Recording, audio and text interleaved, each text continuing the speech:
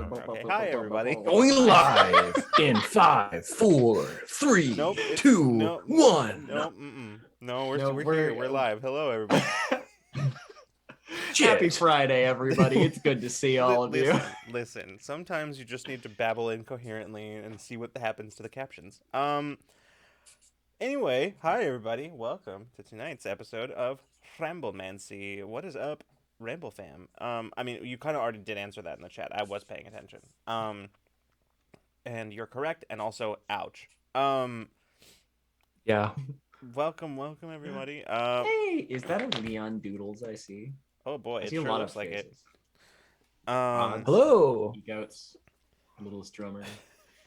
Derpanduin, hello. Hi. And friends. Hermes, thank you for the sub. Yeah, thank you so much for the sub, everybody. Nico, Hermes. Nico, how many? 29 months. That's amazing. So many months. A lot That's of so months. many months. John, I saw yours the other day. It was 32. It was a lot of months. That was a lot of months. It was a lot of months. I was like, I just clicked the button because I was like kind of like half at my keyboard, and I was like, that's got a 3 in front of it. Oh God, that's so long. Amazing. Wow. Well, hello. Tonight we are going to be talking about inspiration. All kinds of inspiration, not like bardic inspiration or GM inspiration. Well, we will be talking about GM inspiration in the sense that we're going to be talking about GMs getting inspired. You know what? Why don't you just watch the episode? Before we get started, we've got some announcements probably, and they are going to be told to you by John. Hi, everyone. We've got some announcements for you tonight here on twitch.tv/Rule of Lore, and they are about our programming, which happens every week. On Tuesday, we've got Into Deep coming up, our what used to be a Waterdeep Dragon Heist Dungeons & Dragons 5th edition actual play with an all LGBTQ plus cast. The latter part has stayed the same. It is maybe still, it's in Waterdeep. It's D&D. It's D&D. Drac is still on this week? Yeah. All right, yeah. We're going to have the so. lovely Draconics, who all of you know from both Infinite Horizon and literally everywhere else, is also going to be on this week. And then Wednesday next week, we have, as normal, Infinite Horizon. Fingers crossed that no more Cursed Wednesdays. Yes. Light some candles, say your favorite spells. Cross your fingers, your toes, anything else you got. Infinite Horizon will be back at 6 p.m. Pacific as well. And then, of course, next week, Ramblemancy, this very show right here. Do we have a guest next week? We do. I was thinking about whether or not we were going to announce that this week or not, but because we usually don't announce it on Ramblemancy, but True. Like, it's basically double confirmed already. Okay. So... Yeah, next week on this very show, we will be joined by the one and only B. Zelda. We will be talking about content creation and connecting through that and tabletop. A topic we've had before, but never with B. So, with the lovely Ray Billings, if I remember correctly. Yeah. Which I talked to him about. Yeah, so B will be hanging out with us and chatting. Rambling with us here. It's gonna be so cool, y'all. I'm so excited. Yeah, I'm very excited to chat with B. Yeah. On this show? Yes, on this very show. On this show? On this show? Yep. There's probably a bunch of Patreon related announcements, but they're not super important right now. Like, there's nothing very exciting other than that, like, there's a poll up for the world building tier right now about the date for our town hall style meeting that we'll be having with all of you world builders. So if you are a world builder, or if you would like to be, this is a really good time to do it so that you can have a say in when that will take place. Even if you can't be there, if we pick a day that you can't be there, we will be recording it and posting it to Patreon. So, that poll, I believe, closes tomorrow night tomorrow sometime. I don't know when it Oh closes. yeah, wow, that came quickly. Yeah, I don't know when it no, closes. Sometime tomorrow between I now. believe Yeah. I believe at the end of Saturday Central Standard Time, because I was the one who posted it as opposed to Lucas or Freeman. Okay, So yeah. Fair. if you are on the left coast or in Mountain Time, you have 2 fewer hours to get the poll in. Yeah, that's so yeah, that's what that's where you are. That's where we're at. So yeah, if you are a world builder or interested in becoming one, this would be a very good time to do it so that you can have a say in that. Otherwise, I think that's kind of it for now. Fill out the Patreon survey. Yeah. Fill out the Patreon survey. Thank you for the survey command there, Matt. Appreciate you. Shout out to our lovely mods, all of those fine sword-bearing folk in our chat. Excellent. Love you Okay. very much, mods. What if we started the episode? I sort of already threw John under the bus. True. So, you know, Why not do it twice? I guess, but now you're expecting it. So this is more like me politely asking John to get underneath the bus. John, No, it's okay. what do It's you okay, have for Lucas. us? I do have an answer to your usual "what do you got for us" Mhm. question right here. I have an answer. Oh my gosh, nice. Incredible. Nice. Hmm. Prop I work. detect no lies. So Nice. Get in your prop game. Yeah, no, I forgot somehow for like almost a year to get myself more note cards, which is where I keep most of my brain cells at any given time. But I went and picked some up for my corkboard stream, and so now I have a dearth of note cards again, and so like I've got the prop work game is just absolutely on point now. excellent. Thank you for the clip. Well, there goes John's privileges again. Yeah, not which privileges you ask, all of them. Yes. Yeah. Anyway, what do I have for us? Tonight's episode of Ramblemancy is about inspiration. And when we were kind of talking about it on Sunday, we were, I think one of the things actually that prompted us was that a lot of people, I think of inspiration as this kind of divine muse which sings unto and through us creative folk or a person, and then they are bestowed with the ability to create. And if you read the Odyssey, that's kind of how it seems. But in practice, I think inspiration is actually there's those bursts obviously when you kind of have a lightning strike moment where something just hits you and clicks because of something that happens, if you see something, you watch. But I've always found that when it comes to making things, if I want to make something, or I want to get a D&D game together for this group of people, what you can kind of prompt yourself. You look for inspiration just as well as you can have those kind of lightning strike moments of it. I know that's one of the topics of conversation we started with. Right. I was thinking about this actually I was talking about this the other day with someone, which is the concept of I understand that it's important in a lot of cases to, in a lot of creative endeavors, not to a lot of advice that you'll get is to not rely on inspiration for creativity, which is, I think, in theory, on its own, I think is good advice. That you should not rely on creativity, but I think too often that advice gets turned to beating people with it and being don't rely on, don't use inspiration, just work, right? Just head down, work, that kind of thing. And I think that's fair in terms of if you're talking about practice, but on some level, I think you have to be inspired, and I think you have to learn to inspire yourself. You have to learn that's just as useful as a skill for creative endeavors as learning to just be able to work, to work at what you're doing. It's just as useful a skill I think just as necessary a skill is to learn how to inspire yourself. Like Hmm. like it could be something as simple as like where do you work best? Like in what physical space do you work the best?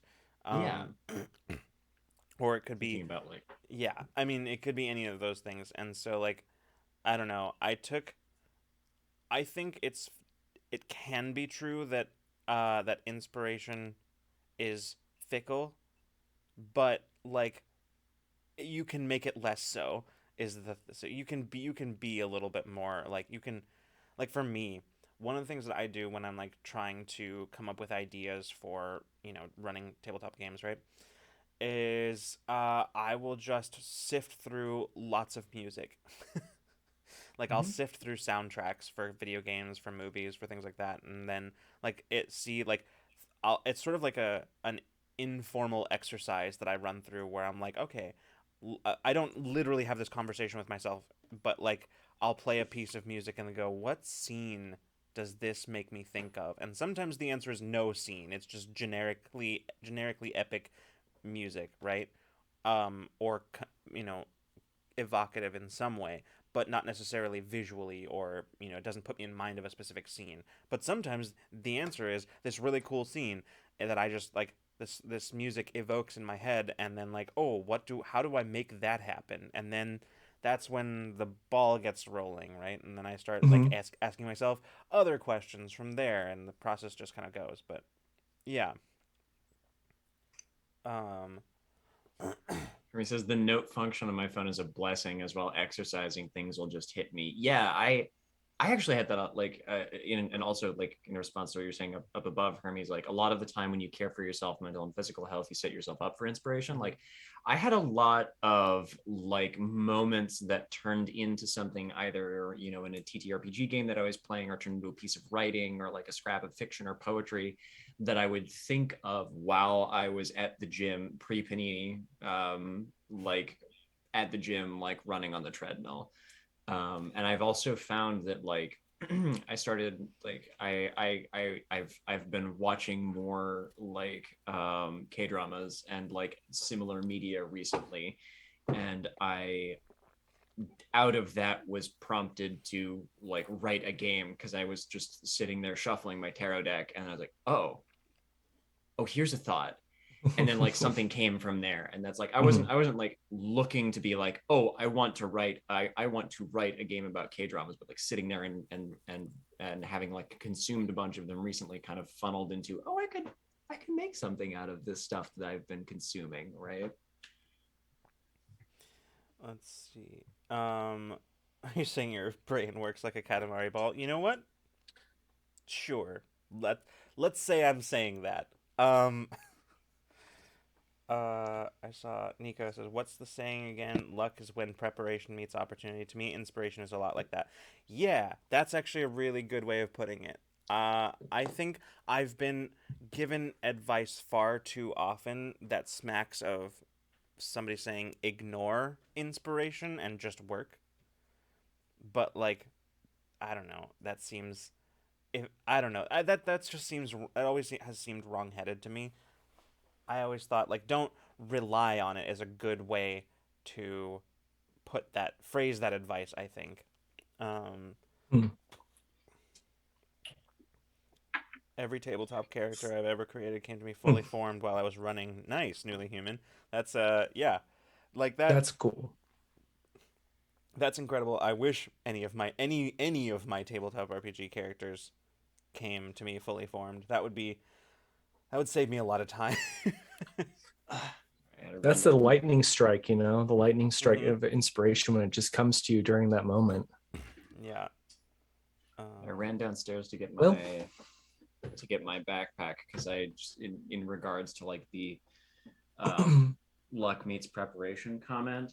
There are two things that go with me everywhere in my backpack. A lot of things come in and out of here. It's a large over the shoulder bag. There are two things that go everywhere with me. One is my change of ostomy supplies because it has to, but the other is my notebook.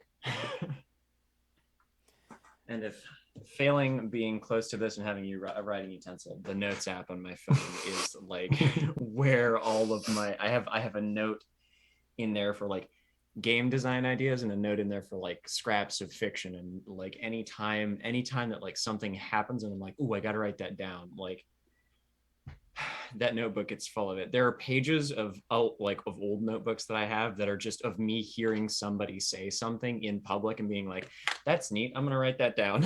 Like, Right. Yeah, so, no, I was I recently remembered one of the ways that I am able to retain information the best and ways that I'm able to remember things the best is a recorder of a sort. And it's been a very good tool to have for when I would have to rehearse monologues. And this was a long time ago. But with that said, I did recently acquire, excuse me, I did recently acquire my new favorite little handy dandy Ooh. voice recorder. ooh, And this I yeah. bring with me anytime I go on a walk because I'm always like thinking to myself, if I go to a place where it's like I'm by myself and I don't think anyone's gonna walk up behind me and be like, that guy's just talking to himself. Okay. Um, uh, I will go to this place, and if when I start having these thoughts, I'll just press record and I'll talk like at a distance because it's actually a very sensitive microphone. Yeah. And I will record those thoughts because honestly, I'll tell you something. I don't know if I've ever said this, but like as much as I love writing in a journal, I just can't do it for a long period of time because I grip the pencil way too hard or the pen, Yes. what have you. I get hand cramps and then like within 10 minutes because I'm just like Mm-hmm. super Yep. So I'm like, no, record and then put on computer later and listen. Yep. Also, Cypher Unlimited, hello, and thank you for the raid. It's Welcome, good to see everybody. Good to you. see you. Little raid. Yeah, PDX Stormbringer. Little Yeah. raid. Um, Ninja Penguin joked earlier, like, but how do you write in the journals? And I do have a fun story for that, which is, and this is something that was like that I tried myself and was empowering, a little bit empowering. Just reading the story, but then doing it once for myself. I was like, oh, right, it's just paper. But like this is a story that one of my college professors wrote about in her book about creative writing, which is that like she I think was teaching like a like one of her creative writing classes and had a student, you know, who was very like, you know, worried about messing up their notebook, or ruining like the pristineness of the page or writing the wrong thing in it. And so what she had the whole class do was just take a pen and then just absolutely like open the notebook and then just absolutely fuck up those pages, like write big words, scribble all over them, and just like ruin a couple of pages of the notebook. And like so many like you know, reading it in her book, like, you know, she said that so many of her students found this super empowering, and like because at the end of the day, it's another tool for you, and like that empty pretty page is cool, but you can't fuck it up because, you know, like it's yours. mm-hmm. Mhm. Yeah. Doodle, rip out pages. Yeah, no, like I fucking scribble in the here. Let me open my notebook up. Like it's the ravings of a madman in here. Love Scribbling in it. the oh yeah, there's arrows from one page to another, fucking scribbling in the margins. Like Ah, good old marginalia. marginalia. This is a list that is like 2 pages long. Yeah. My problem with notebooks is, as John will attest, I like, as much as this may actually shock some people, but I am a very organized person. I I need a certain amount of organization, and the problem for me with notebooks is that it's almost impossible to do that, because you could be taking notes on one thing on one page, but then on the next page you'd be taking notes on a different thing. But what if you need to continue taking notes on that previous thing, and then how do you know where they are? And yeah, I suppose you could have these and you could stick them in the books and label them or whatever. But here's the thing. Here's the thing, my friends. And this will shock nobody. I have ADHD. specifically executive What? dysfunction. Like that is like the bane of my existence. No, Geekouts, that doesn't work either. Multiple notebooks? Are you kidding me? Because then I No. have to have like then oh no, forget it. No. God, Jesus Christ, John. No. Absolutely not. Because I can't do it. Can't do it. It's It's okay. It's okay. Think about anything else. Think. all right. Anyway, yeah. Ooh, what? Sorry, Rocket Book. What is Rocket Book? Cactus Hugs. Way to store paper notes digitally. That That sounds. sounds interesting. I'm curious. Just find that I do. index I fix. do See, love. exactly, odds and ends. That's why everything that I take, all the notes that I take, are on index cards. That's what that works for me. It's not the same thing as like journaling or anything like that, but for writing notes, index cards. The problem is, I do not attempt to organize them, and we're just not going to talk about the shuffle of index cards from anywhere from last week to 3 years ago on my desk right now. We're just not going to talk about that. Anyway, I have at least a couple of index cards from you from D&D. yes, that's probably true. Yeah, it's funny that like I was documenting a lot of my RPG notes from our home game from like God, we started that in 2016. That was when we started our home game. Yeah. I was documenting a lot of my notes on like using my email because at the time when I was working at the bookstore downtown, like there were some days where I'd get everything that I needed done and there was nobody coming in, so I would just like sit there and do like notes for RPGs. But the funny thing is that I have better documentation on note cards in that little like here, it's actually right here in my little note card pouch. Yes. I have better documentation of that campaign in like little note cards, and not all of them are index cards. There was like early on I didn't have index cards, so I just like used the paper cutter and just like cut my own. So like Oh, hell yeah. I discovered that I had written on a note card to leave on my desk to remind myself from Ramblemancy a few weeks ago, angsty glow stick wizards. Angsty glow stick wizards is very good and very funny, and it's my favorite way to refer to Jedi. Angsty glow stick wizard. Yes, angsty glow stick. It refers equally well to both Jedi and Sith. Exactly, angsty glow stick know? wizards. One of them is tortured because they're super edgy, and the other one are tortured because order or some shit. I don't know. They're monks. Okay, nice. Cactus Hugs, that sounds awesome, and I might have to look at that. I might have to look into that, because that sounds... Odds and Ends says Rocket is the solution for people who need to keep their stuff organized by style or topic. That sounds incredible. I want to check that out for sure. Great job. Like says, Ninja Penguin, I am giving you the benefit of the doubt that you don't know what you're asking or by what you're saying, like what you're doing by bringing that up in here.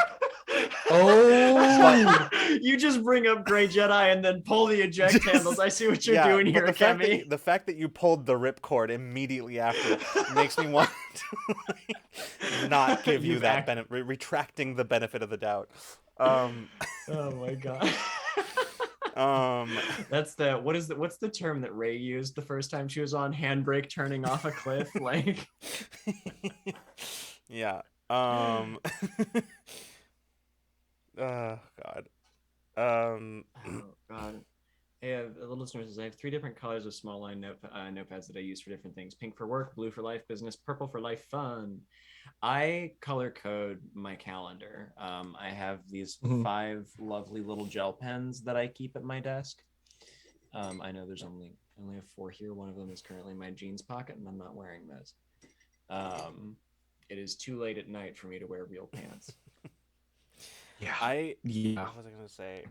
Hold on. Oh, color coding is a thing that's difficult for me to do because my neurodivergent ass over here then the more steps I add to tasks, the more steps I can break them down into infinitesimally, and then it feels like just so much. But specifically color coding doesn't, I can't do color coding because then I get hung up on the process of organization where I'm like, okay, well, does Mhm. this count as this topic, or does this count as this, like this color, Mm-hmm. or is this for this color? Yeah. Well, does this fit over here? It kind of fits equally in both. I'm going to put it in both. And then I put it in both, and then there's no point to my organization because it's It's especially difficult for me sometimes because I see, work with a bunch of people who are my friends, and so the friend color, it's really easy for me to just write the work color and stuff. No, no, no, no, no, no, that's not what that is. and so you know what's funny though is the other thing is that like what was it? Wow, what was I going to say about color coding? Um wow, it's completely gone. I don't remember what I was going to say. Things about color coding. Um Oh, when I have control over both the categories and what goes in those categories, it's a giant disaster. Okay? Like if I like had the categories assigned to me, it would be way easier for me to color code stuff, but like I can't give you can't give my ADHD ass that much power because then I will squander it by crying instead. Yeah. Um What a mood, honestly.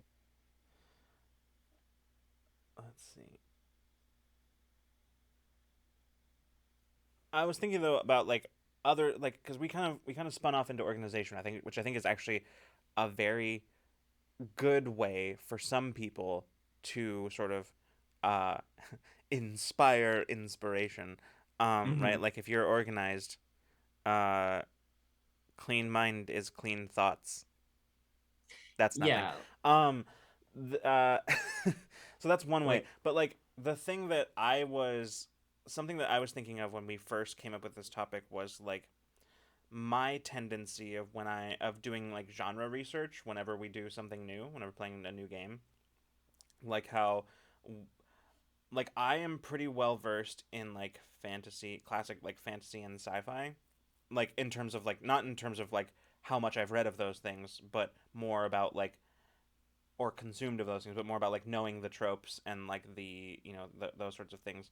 Um, but I was when it came to doing cyberpunk, like the vibe of cyberpunk is much more a like action heist films, which like I don't have as much um experience with. I don't know the tropes of like action heist as much. So like I started watching like a bunch of movies that I thought fit the vibe, and like that's kind of what I did. I did genre research. mhm. And yeah, I don't know if I had a specific point to make about that other than to just like mention it as like a you know inspiration source. Mhm. But Yeah. yeah. Nico also asked in chat, what's the weirdest thing you were ever inspired by, and what did that inspiration lead to? Um, and I'll get to this. So, uh, like I suppose mine, I do have a semi immediate answer for that one, and it was this one time, it was a smell. I was laying down in bed to read, and I had moved into this apartment a few months ago, and this was the first time this I was kind of like picking up for at the time what was like about my yearly reread of at least part of the Lord of the Rings series, and I cracked open the Fellowship of the Ring, and I smelled like old paper and just like a whole bunch of smells hit me, and I don't know how much of this I actually smelled and was wrapped in there, or how much of it was a chain of associations that kind of just rippled out through my brain. But like, I remembered basically every place that I had ever cracked this book open off of the back of all of the kind of little subtle smells that it had collected over the years between the pages, and that led to me opening the book and then just staring at the first at like page 30 or something like that because I hadn't opened it straight to page 1. And then I just stared at it like basically in a soup of my own memories for a minute, closed the book, and then wrote a poem, like from one of the better poems I've ever written.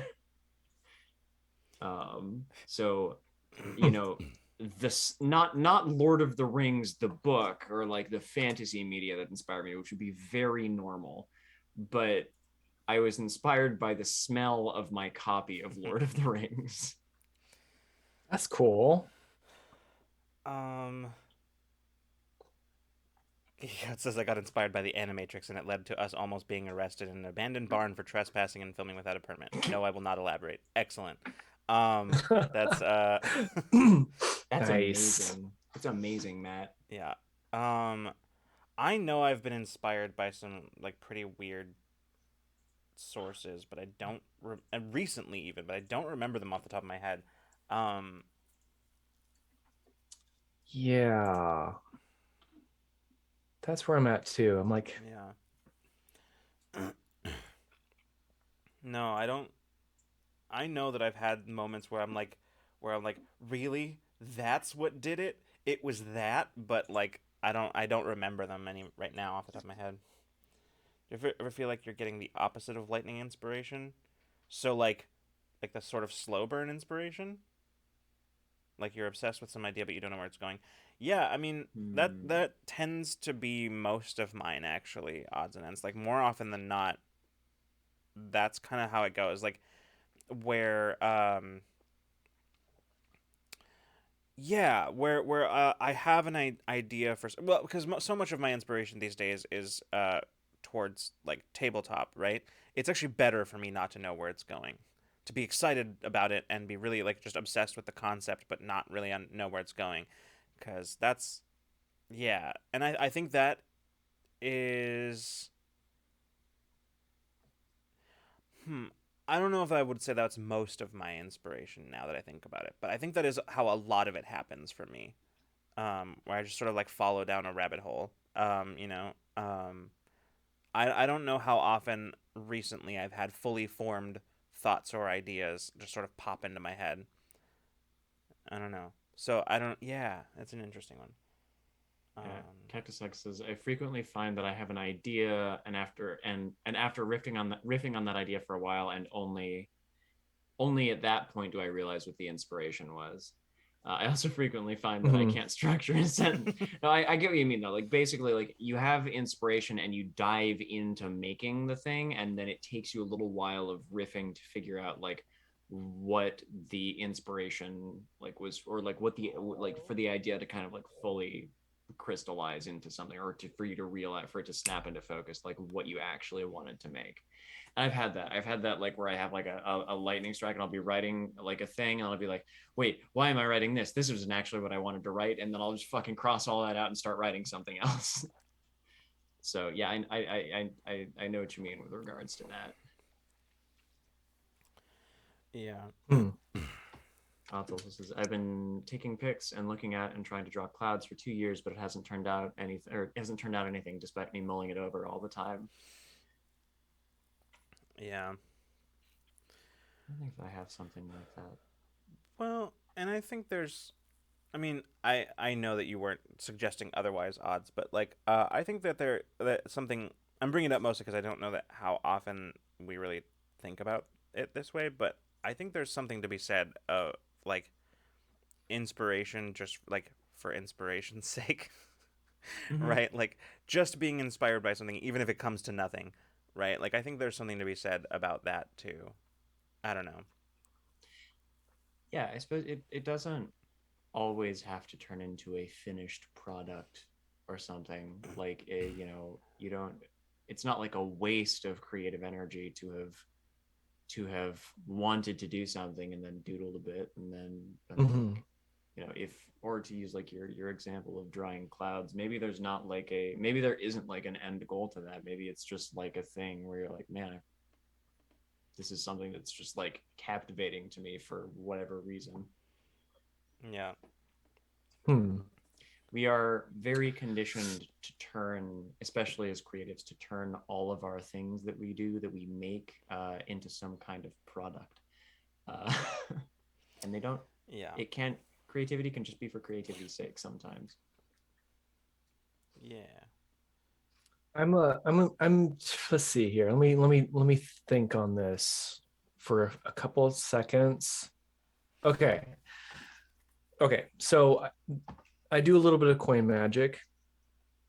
That's been one of my things. I think since I was 19. Was it? Weren't you? I thought we were in high school still when you started. What am I thinking? Oh no, 19 is when I started doing when I did something more specific in the field of magic, Okay. but it was actually in high school. You're right. My gosh. And I went all over the place with magic, like you do. If you go into that, you kind of dive into all the things. But more specifically, in the past few years, I've focused in more on coin magic because it's such a everyone knows about coins. You look at coins, you're like, I'm familiar with these right here. These I know what these look. These are things I can touch. And so using those is a relatable thing.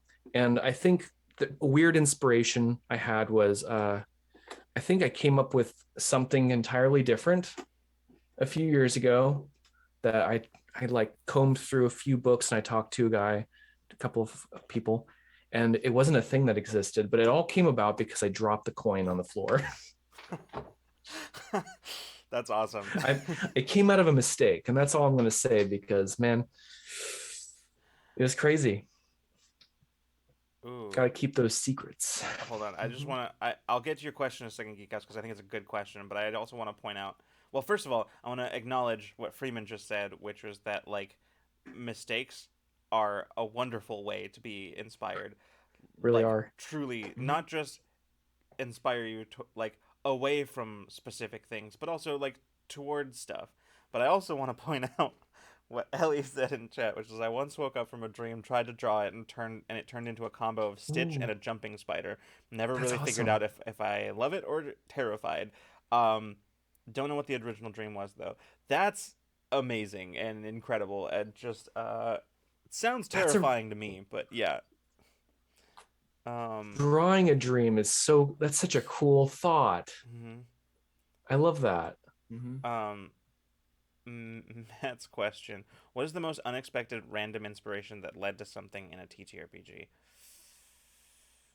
Oh, I like the way you phrased that question because it works just as well for a player and a GM.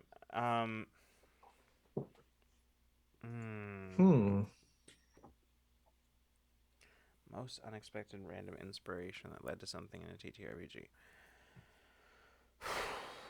Gosh. I'm not. Actually, you know what? I do kind of have an answer for this. A little bit. I don't think it's exactly the kind of scenario that you were asking about, but it was just like. So I was playing a cleric in a game that John was running. And historically, I have always found Zone of Truth to be a spell that is like not the most useful. But I had this moment, I don't even know where the thought came from, where like, I realized what the problem with Zone of Truth is, and it's how you use it. And like, you can't cast Zone of Truth and then ask the person that you cast it on information that you want to know. You can't say like, oh, you can't do the "where's Rachel," right? You can't do that. Because the way that Zone of Truth works, for those unfamiliar, is that like, you, the caster, knows that it was cast, and like knows that the person, like, whether they succeeded on their save or not, whether they are under the influence of Zone of Truth or not. They cannot willingly or knowingly speak untruth while under the zone of truth, but uh they can mislead or um refrain from answering. Um so what I realized in this moment where we needed to get the information out of a cultist is that I couldn't ask the cultist any questions that were about things I didn't know. So I asked questions about things that I already sort of presumed, and I asked them in the sense that like yeah, like I was asking questions I kind of already knew the answer to slightly, Mhm. because then their options for answering were to tell me the truth or to not answer, which was an answer in and of itself. So basically gave them like, because if they didn't want to tell me, then obviously they're like yeah. So and then I proceeded to do this for a while and just like run through this zone of truth, and it was just genuinely one of these moments. Like it wasn't like something that in it wasn't like I don't know. I don't even know what sort of like inspired that moment other than just like this like moment of realization that like the best way to use this spell was to ask them questions that we already kind of knew the answers to, Mm-hmm. but like maybe we didn't have all the details. So I just asked questions that I just assumed the answers to the questions and then asked that. It's like, so your warehouse is on this street, right? Like your base is on this street, right? Yeah, and it's like, so the mayor, he's in on it, right? Like that kind of thing. Like I didn't strictly speaking know that, but I assumed it based on other information Mhm. and asked that question, and then basically, and it yeah. It ended up being a really cool scene, like where you got a lot of the information that you wanted, and you also kind of wore this guy down into like a sort of zone of truth, and the tack that you had taken sort of wore this guy down also into kind of like winning him over to your side. Hmm. Yep. Yeah, probably one of my favorite moments as a player in any game was at the end, where I think I was like, I had basically like asked him, I was like, so why are you doing what you're doing, right? Like why are you involved in this? And then he like gave me this answer about like one, it was sort of like a very like, I want to help, people, blah blah blah, the the powers that be aren't doing blah blah blah, whatever, right? And it's like, okay, well, given what you have seen of your brethren, do you really think that that's what they're trying to do? And and he's like, no. And I was like, and so like, then I was like, okay, well, like, and given that, what do you I don't even remember what I said or how I put it, Mm-hmm. but then finally at the end I like asked him a question, and I was like, about his status within the cult and what he was gonna do, and I was like, I just like, and then I just asked him that question. I was like, you don't have to answer that, and then like just left it at that, and there's like mic drop, and then I just like walked out. Yeah, uh no, that was such an incredible mic drop. There was such like it was such an incredible like scene. I think of that like cultist interrogation often when I think of our mhm. of our home D&D game. That and the like the time that we had like an hour of D&D and then 2 hours of freeform role play at the end of like a very complex arc where everybody just threw a huge fucking party with like all of the NPCs and another adventuring party in Mordenkainen's magnificent mansion. Sounds like a hilarious thing to have happen on a speed dating event with no one aware of it happening. That's horrible and hilarious. Zone of truth. Just paladins would make the worst speed daters. Oh, they'd be a nightmare. um I don't know. That's really the only thing I can think of as far as like Matt's question, which is the most unexpected and random inspiration that led to something in a TTRPG. That's the one that I can. I know that there's been more. I know there have been many, Mhm. many more, but that's what I thought Mhm. of right away. Yeah. Um, yeah. Put that as strict Yeah. saving game. Oh boy. A knowledge domain or justice domain cleric, like as that's a detective, and I'm kind of into that. Like, give me a fucking noir cleric. Ooh. Okay. Careful. Mason's like, you want, sorry, Freeman's like, you want me to put Mason in cleric clothes? I'll put Mason in cleric clothes. The lines between Mason and Freeman became quite blurred. It's okay. I think Yeah, well, I that's fully funny. Number of- referred. I was thinking that when you brought out the like voice recorder, like the voice note recorder, and yeah. Yeah, I know exactly. Like Mhm. Mason would probably have some kind of form of recording device.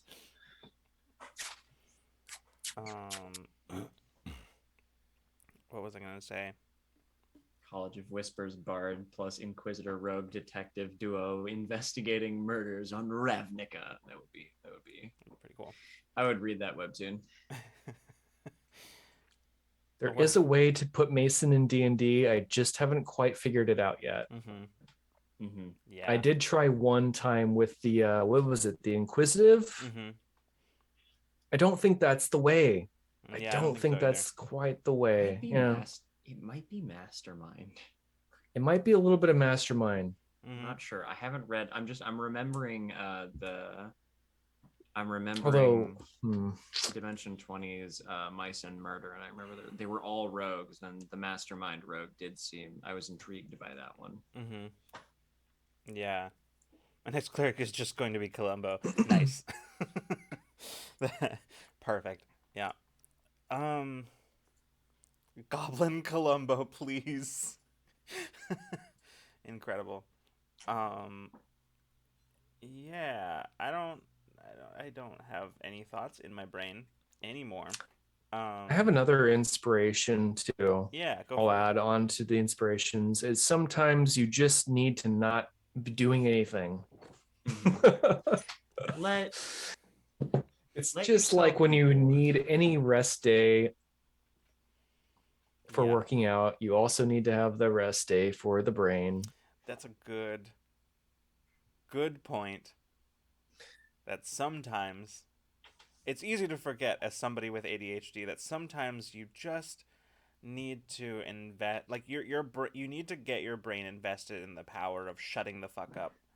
I mean, I'm saying it to you now, everyone, but like, it doesn't mean I'm practicing it well. I'm just saying, like, I'm not entirely sure I'm capable of getting my brain to shut the fuck up. I'm barely capable of getting my mouth to do it. So like I don't but I hear you and you're correct.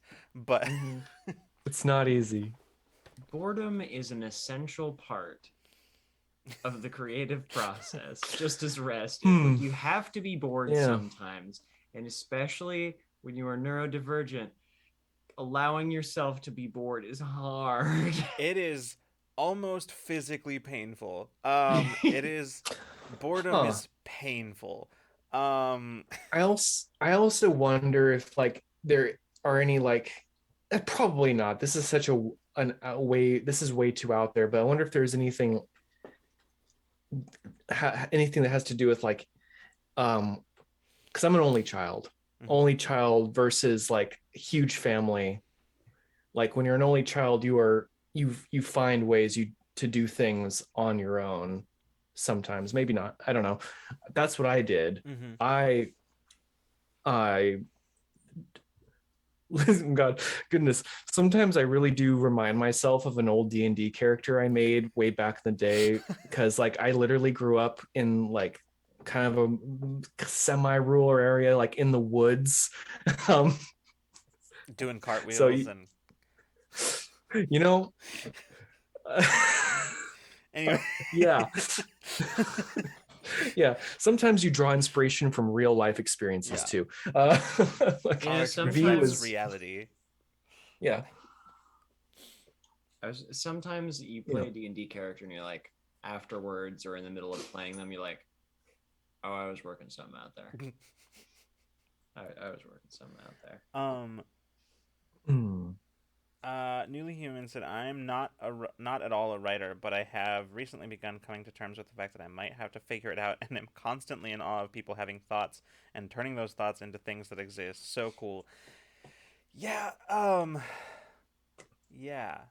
I am firmly in the camp. I've heard a lot of people say, not to me specifically, but around me, that like this concept of like that some people are like just have the ability to write and some people don't, and I don't believe that that is true.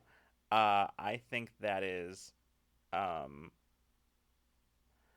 depending on who's saying it, it's either gatekeepy or an excuse. Um it's yeah, I genuinely think that like anybody it cuz it's not. I think we mistake writing often as a talent, and it's not a talent. It's a skill. Um, it's a thing that you can always learn. You can always work on it. Um, and the only thing that you will not be able to do is like, and this is a thing that I came across with one of my friends in college, where she was convinced that she couldn't write, and what she meant was she couldn't emulate a specific writing style. And Hmm. at the time, I regret that at the time I did not have the experience or insight to be able to explain that to her. Um, but I knew that what she was saying was wrong. Like I knew that she wasn't like she it wasn't that she couldn't write. Um, I think Hmm. and I yeah, so I have a lot of thoughts about that. Unfortunately, Hmm. I'm unable to put them into ironically, I'm unable to put them into coherent. Like Uh, the best thing that you can do, right? If you're thinking like, how cool would it be if I could write this thing? How cool would it be if I could draw this thing? How cool would it be if I could sing this thing? Whatever it is, the best thing that you can do is to get out of your own way and just let yourself do it. Uh, and like we've talked about this a lot before, your taste in so many things, in so many forms of art, because we are inundated with it, is so much is developed so much further past your ability to create it.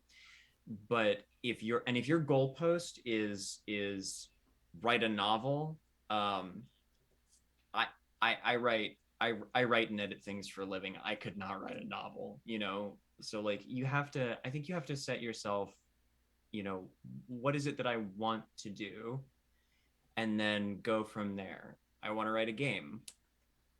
Okay. um games are made up of a lot of individual sentences, and a lot of those things start as little bullet points. So if writing down a few notes is what writing looks like today for you, then that can be it. Like there are fucking pages of my notebook that are full of not even sentences, shit that doesn't make sense, scraps of things I heard, things I saw, right? If you're writing those things, if you're making those notes, if you're putting the pen to paper, you've started writing. Congratulations, you're a writer. You've done it.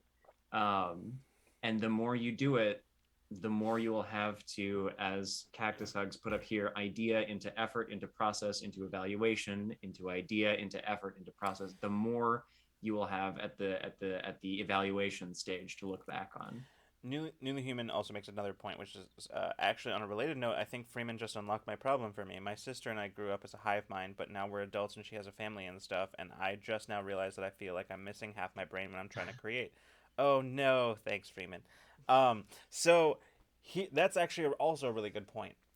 Like I've talked about this before, but I think it's always worth saying. One of the reasons that Rule of Lore has a writer's room is, as I have said many times, I think with my mouth and not with my brain.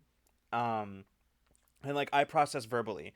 It's really hard for me Hmm. to it's really hard for me to completely, if I don't have a strong source of inspiration, then I have to have somebody to sort of help stimulate that part of my brain, which means I have to have somebody to be talking to about whatever thoughts I might be having, because like talking about it and explaining it to somebody helps me sort of like narrow in and narrow my focus and like figure out what I'm trying to do and how to do it. Um, and so like one of the reasons that I like talking to somebody about your thoughts and ideas is a hugely powerful tool in creative work. Um, somebody who knows, preferably somebody who knows a little bit about the particular creative medium in which you are working, but it doesn't have to be like sometimes. Sometimes when I'm working out some like TTRPG problems in my head, sometimes I'll talk to my mom about it. My mom has absolutely no idea about anything. She understands stories, she gets that, but like when it comes to like D&D, no. So like I'll find myself explaining stuff to my mom, and like that actually helps a lot because I'm in. It's the teacher thing, right? Like, haha, it wasn't John, so we do not add the counter. It's the teacher thing where it's a loophole in the system. It's the teacher thing Oh, where Any of like you motherfuckers put a teacher command in right now. All right, we're straying into the territory where it is going to trigger. But um like, it's the teacher thing where like by explaining it to somebody, you actually learn it better yourself. mhm. Um and fine, geek outs, you are technically correct. John has said something about being a teacher. Um, I denied. Nice. I said that I wasn't going to talk about it, and in doing so, but yeah, it like was my unmaking. to the point that Newly Human made, I think like sometimes that's a specific person. Sometimes it's like for me, I have a whole like I have like a ranked list mentally. I have a because I don't write things down. I have a ranked list mentally of like the people that I go to for creative like flow and stimulation. Um and yeah, like that's I think excuse me. John is generally number one on that list, which is why I asked John to be part of Rule of Lords Writer Room way back in the day. But yeah, like that is a very very useful thing for me. Like that's typically how I get around some of that. I It's also oh sorry, go ahead. I was gonna say it's a fascinating combination of having a sounding board to ideate with that kind of operates on a similar wavelength, and also body doubling. Yep. Yeah. Yeah. Also, I just wanted to go back because before it gets too lost, Nico had a question, which was, I'm uh, mad. is there any inspiration you regret not following up on in the moment? I once mathed out a perfect way to solve a problem in one of my homebrew systems at like 2 a.m. and I went, I could write this out right now, but I am way too tired. I'll probably still remember in the morning. I didn't. Um, Mm, yes, I suppose so. And I think the like for me, it's a similar situation, Nico, and if I could tell you the answer, then I could have just remembered what the thing was. But yes, the answer is yes, that specific thing has happened to me where I've solved the mm-hmm. problem, not like obviously not written it down, but like not taken steps to cement it in my brain before like going to sleep and then it was gone by morning.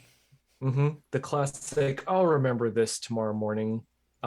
And then tomorrow morning come and it ain't there. um Same. let's see.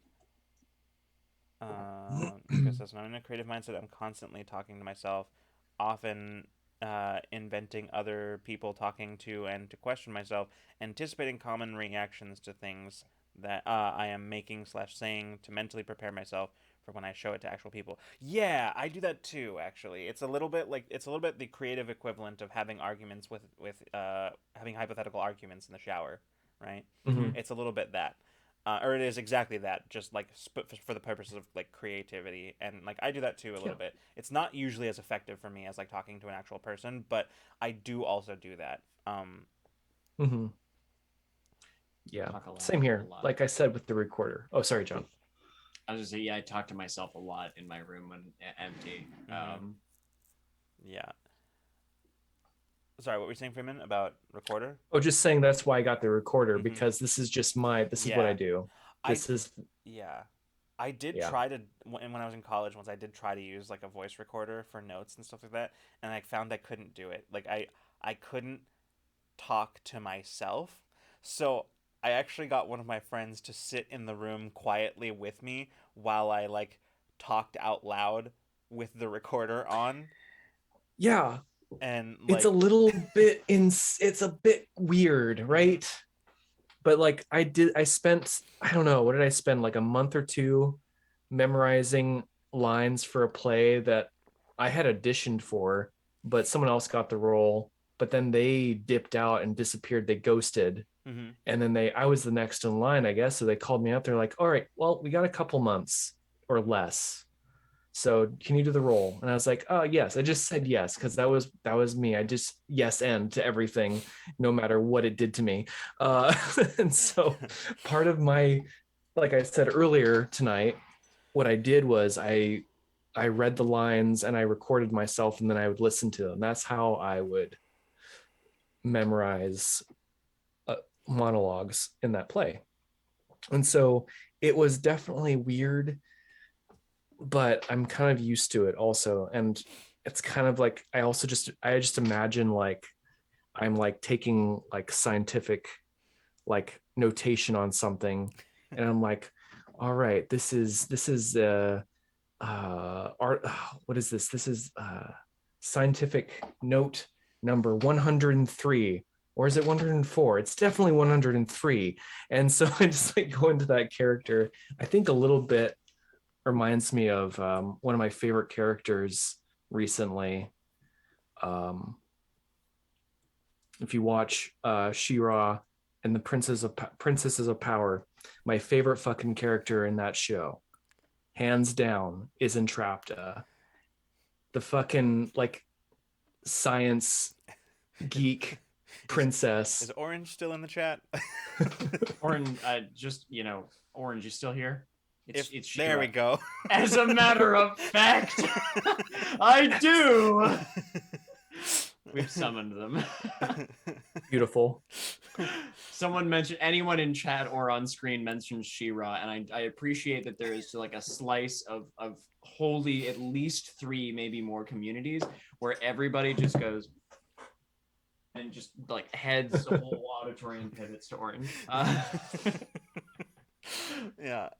Spotlight comes on. Yeah. Anyway, That was a little Entrapta. bit partially your inspiration for Jace in Thunder and It was Blood, right? partially my inspiration for Jace. Yeah, it's true. Yeah. Ah, incredible. I just think that Entrapta. I too think that Entrapta. Mhm. I think that there needs to be, I know this is, anyway, Entrapta needs more screen time. There needs to be like a whole like other series that goes into what happened to Entrapta for some of those seasons we didn't see Entrapta. Mm-hmm. They need more stuff. Orange and She-Ra is kind of like the inversion of Lucas and Grey Jedi. I really do. I appreciate, because like I have notifications on for a very few Discord servers, or at least such that like silent notifications on. And I do appreciate that sometimes I'll glance over and see like a few channels have lit up in Bree's Discord, and I'll click on them and it'll just be Orange basically like, I just think that, and then it'll be a dump of a bunch of She-Ra memes or like some thoughts about She-Ra, and I want you to know that it warms my heart every time I see it. I'm like, oh, I hadn't thought about that, or look at the lesbians. I wanted to go back up because I think Cactus Hug said it basically in a much better and more sort of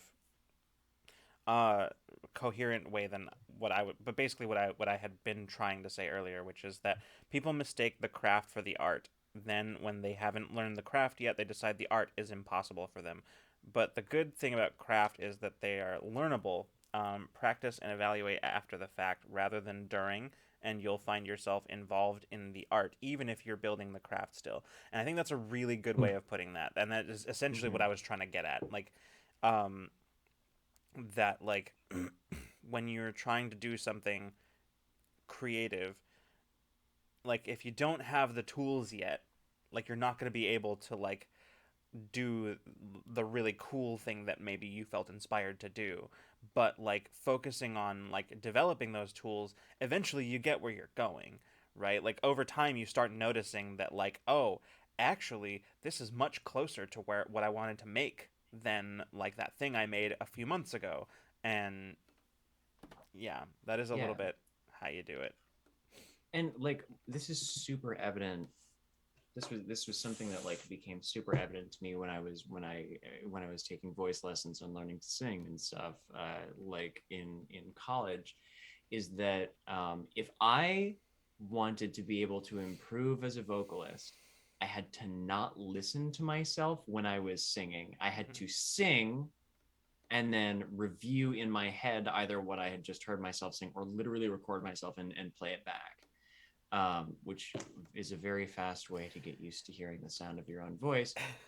But like the act of trying to correct it while I was doing it will fuck you up such that you cannot continue doing the thing that you were trying to do. Additionally, I think that what you just said, John, is a good way. I think it's a more useful way of the advice that I often hear when, especially usually around writing, but I'm sure it's said in other things too, where it's like, how do you get started writing? You just do it, right? That's not the most helpful advice to somebody who is asking, right? Mm-hmm. But like the way that you put it, or and Cactus Hugs put it, I think is the more useful way of doing it, which is like you just kind of start and work on developing the tools and the craft first, like focus on the craft, the art will kind of come in its time. um Yeah. Not necessarily on its own, but like you'll find developing your artistic fluidity with it, with whatever you're doing, becomes infinitely easier once you have spent time developing the craft. um Yeah.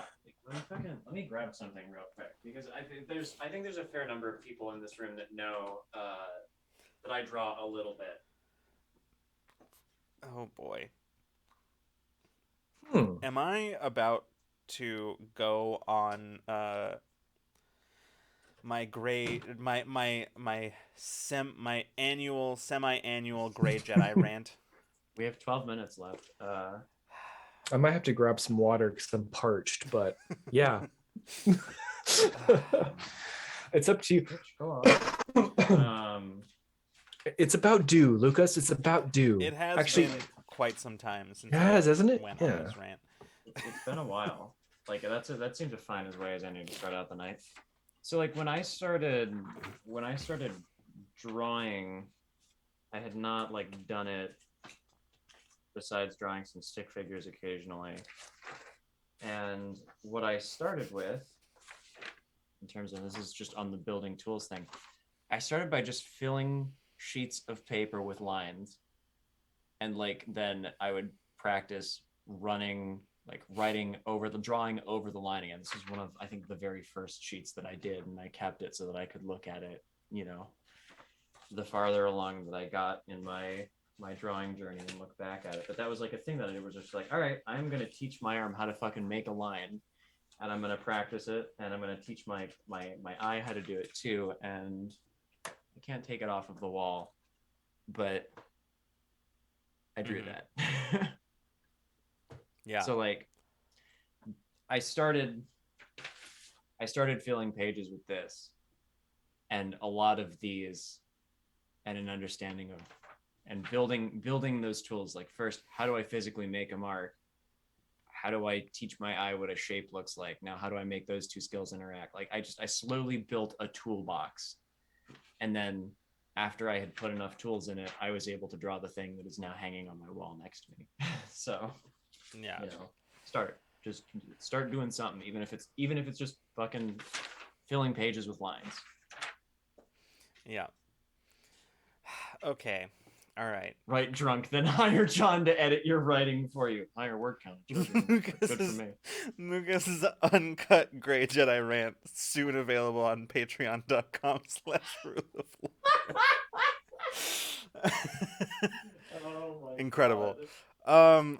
Okay. So I will not go on my full-on rant about it, but I will explain my grievance with this. It has nothing to do with inspiration of the topic at hand, so I think it is as fine a way to fill out the night as any. So before I get into this, I will just say thank you everybody for sharing your perspectives on inspiration and creativity. y'all are great, and I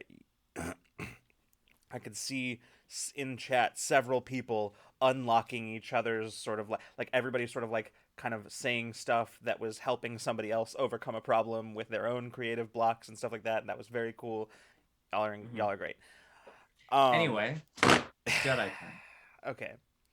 So, in general, in Star Wars, I will offer the caveat about this that this is very specifically from like old Star Wars canon. So like before Disney got a hold of Star Wars and kind of basically threw all of the old canon, other than the movies and Clone Wars and like a couple other things, out the window, and basically were like, these are like non-canon stories. It's like whatever. Anyway, before all of that happened. So this is my little disclaimer here. So when Star Wars still had a canon, yeah. So anyway, back then, so they're like in general, the way it works is that there's the light side of the Force and the dark side of the Force, and the followers of the light side of the Force are Jedi, and the followers of the dark side are not necessarily all Sith. That gets really complicated, and you get into a lot of like weird, uh, religious sectarianism.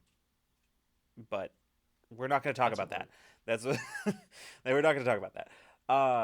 So there is a common misconception. And then you have what's called gray Jedi, and there's a common misconception that gray Jedi are those who draw on both the light side and the dark side equally, and that's not true.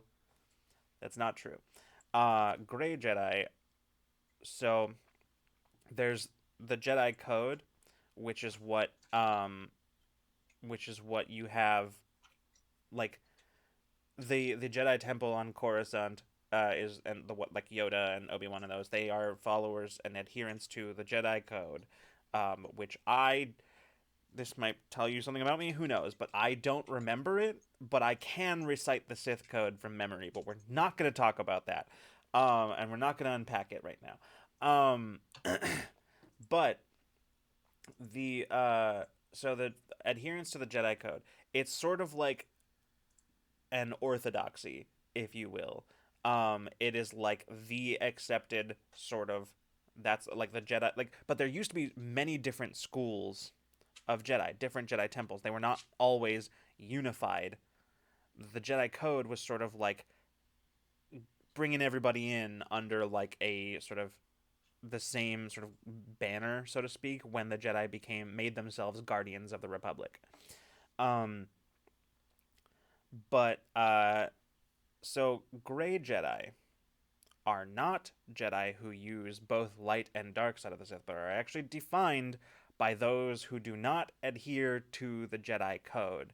They are still followers of, like, they still draw from the light side, and they are still, to any of the uninitiated, not, they are still Jedi. They're the same as any other Jedi.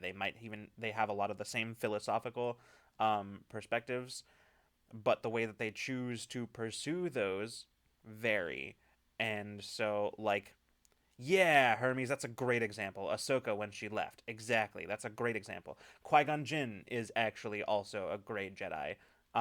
You note that in the Phantom Menace, there's a conversation between him and Obi-Wan, where Obi-Wan says, very interestingly, you would be on the council if you just followed the code. And Qui-Gon's like, that's not important. There are more important things than following the Jedi Code and being on the Jedi Council. Basically. So, it sounds like they walk on the dividing line, but not fully subscribing to either side. I mean, not sort of. Yes and no. Like, they don't dabble in the dark side or anything like that in general. Some of them might, but that's not the defining characteristic of a gray Jedi.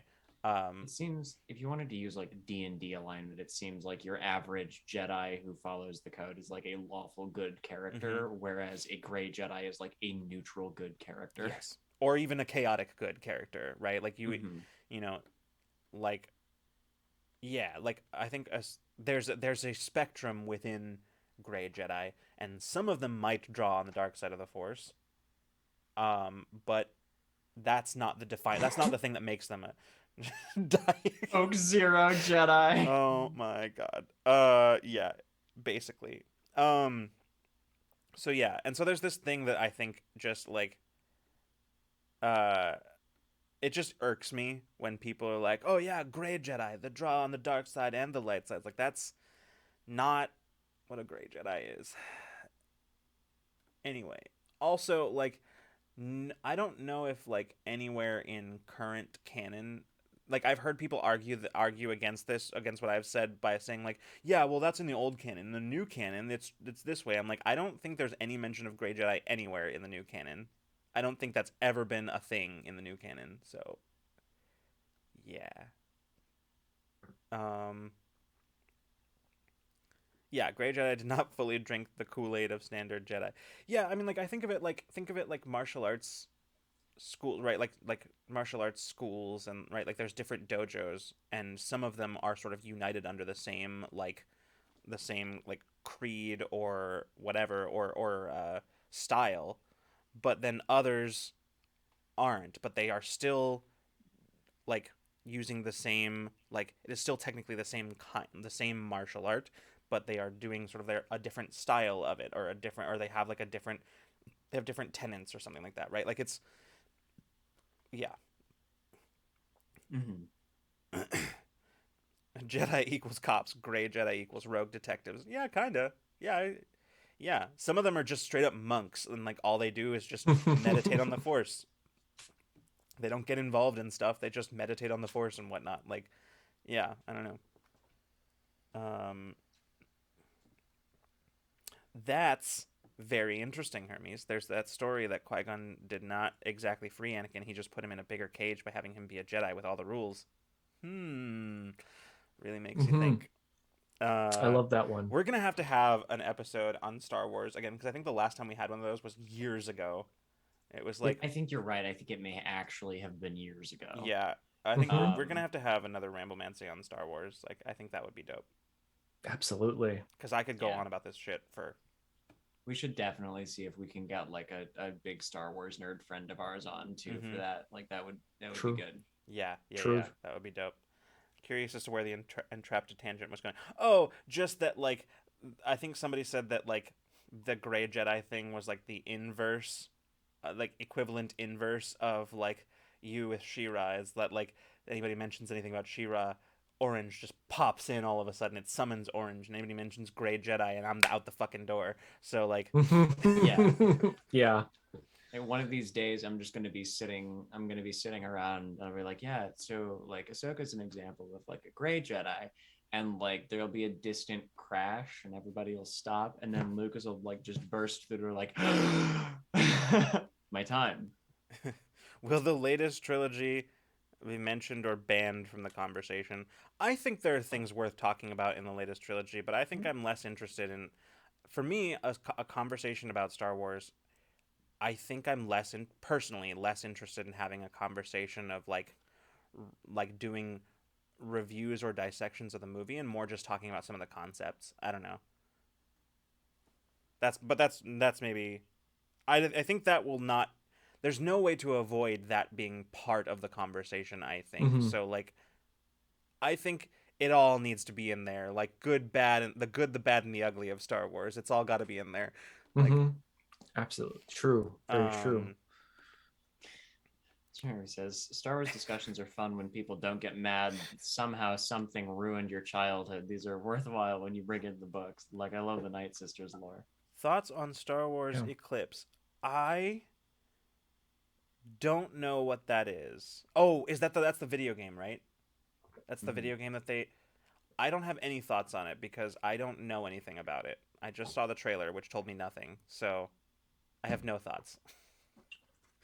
If Head there's more empty. things to know, let me know, because I'm curious, but I have no thoughts about it at the moment. Because, and I know it's not the most like popular thing to do these days, is to not have an opinion on something. Like, I know that the thing that people do is to have a very strong, like, and like incendiary opinion about something, whether you know anything about it or not. Actually, it's better if you know nothing about it, to just like I tweeted about this the other day, where like yeah, that's not worth going in. We're not talking about that. The point is, maybe I try to avoid having strong opinions about things I know nothing about. That's where. Not having opinions on things is my favorite hobby. Yeah, not having opinions on things that I don't know anything about is also my favorite Yeah. hobby, Newly Human. Like, let us make 2022 the year of not having strong opinions about things we know nothing about. Oh boy. It's pretty easy to do. Thing goes by and you don't know much about it, you're like, I'm not gonna get mad about that. Yeah, right. Most unpopular opinion is that Obi-Wan was a C+ Jedi, not that great but passing grade. Spicy take. I'm into it. I'm curious, but Also, hi Claire. Different construct. Oh my god. Is that your opinion on having opinions? It is in fact my opinion on having opinions. We're yeah. I have. I like that. It's been a hot minute, Claire. I'm glad. It's good to see you. Some reason started thinking about the. Oh, I see. Eclipse. Got it. I understand, Ellie. Right. Yes, I got you. Yes. Yeah, it's actually a Star Wars and Twilight crossover. Oh, I understand. I think I understand your question now. Hilarious because fuck David Cage, but also sad because the team is hella talented. Yes, I understand what you're asking about. Mm-hmm. Yeah, I mean, I think that's my opinion too. That like, it's funny that it is funny that it's like kind of falling apart.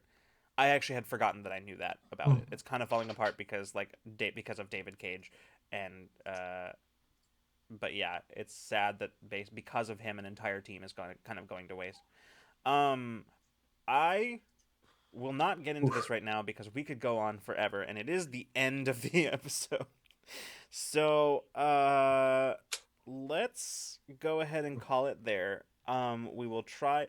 I do think it's a good idea to have a Star Wars episode soon because we haven't had that conversation in a really long time. I'm pretty sure. Well, I don't know if that's true. Nico seems to think it was in 2020, but I'm pretty sure. I don't recall having a Star Wars conversation since before we went remote. Like back when. I feel like the last time was when Ramblemancy was still happening in person. So. It certainly feels that way. But we'll try to figure that out soon. We'll keep that in our back pocket for when we don't know what else to talk about. Yeah. Anyway. The last time. Yes. That's right. We do have records of these things. The last time we had a Star Wars topic. Yeah. Was November 8th, 2019. That's about what I thought. Yeah. That was a part 2. Yeah, the first one was 2 months earlier on 9/6/19. Right. I love how both John and I went to the dock. Yeah, Freeman and I were both just like fucking grab the notebook. Let us unspool the archives. All right, everybody. Thank you so much for coming and hanging out with us tonight and chatting about inspiration. This was fun. This was a good conversation. I think a lot of us got a lot of things out of it. This is the kind of conversation that I like having on Ramblemancy, where it's the kind of conversation where like the discussion sort of bleeds into like the chat discussions, and chat discussions bleed into the on-screen discussions, and in that way we all kind of like help solve each other's problems a little bit. And we're crowdsourcing our problem solving here. Do not recite the dark magic to me, witch. Yeah, exactly. All right, everybody. We will be back. Hopefully, everything goes well. We will be back on Tuesday with Into Deep at 4:30 p.m. Pacific time, with special guest Drac continuing their on-screen appearance here. And Infinite Horizon on Wednesday, 6 p.m. Pacific time. And we'll be back next Friday, right here with this very show, Ramblemancy, with special guest B Zelda. We'll be talking about connecting through tabletop and content creation. And yeah, it's gonna be a lot of fun. reminders about Patreon. There is the poll for the World Builders tier that is up right now on Patreon about the date for the town hall meeting, where you'll get some insights as to like the roadmap for Rule of Lore and some like just sort of general behind the scenes insights, as well as being able to ask any kind of questions about about the the meta aspect of Rule of Lore rather than the shows and programming themselves. Um, so that survey or that poll is up right now. So if you want to be included uh, in the world building and the like town hall style meeting, this would be a good time to join, because then you can have a say in date. So, and if you can't make the date, those things we'll be recording them and putting them up on Patreon later, so you can watch. You just won't be able to participate, unfortunately. But so Yeah. all the more reason to go vote. Let's see. There's also the Patreon survey that is still up, basically helping us figure out what we could be doing better, what we are doing well, what you would like to see. Help us help you. Help us help you. Exactly. And you should take it, whether or not you are a patron. It would help us out a lot, providing us with a lot of good feedback. That survey can be Survey or found die. in the chat, or like literally at this very moment, or it can be found in the Discord, in the suggestion box channel. It is pinned there. You can find it. It's like a 4-question survey. So like, and if you are not a patron, there's only one of them that applies to you. So yeah, that's all I got. Other than just a quick reminder, also take the Patreon survey. I got a couple of things too. Follow Remy on Twitter. Yes. I know that's only on Wednesdays, but I'm doing it now because I got to do it. Right, literally follow Remy John's at got- any time. Doesn't have to be on Wednesdays. You can follow Remy anytime you want. Today is Friday, which means it's a good day to follow Remy on Twitter. Also, if you didn't catch this episode, you can also catch it on YouTube on a day, Monday morning, I think, Pacific time for us. Yeah. It'll come out. So yeah, it'll be on YouTube. Like and subscribe. Please Leave a please comment. Yeah, comments are Yeah, we helpful. love that. Help. We do love comments, help actually. boost us in the algorithm. Okay, everybody, we're gonna go. Thank you so much for coming and hanging out with us tonight, chatting. We will hopefully see you on Tuesday for In Too Deep, but if not, we'll see you the next time you decide to come roll with us. Good night and good zone, everybody.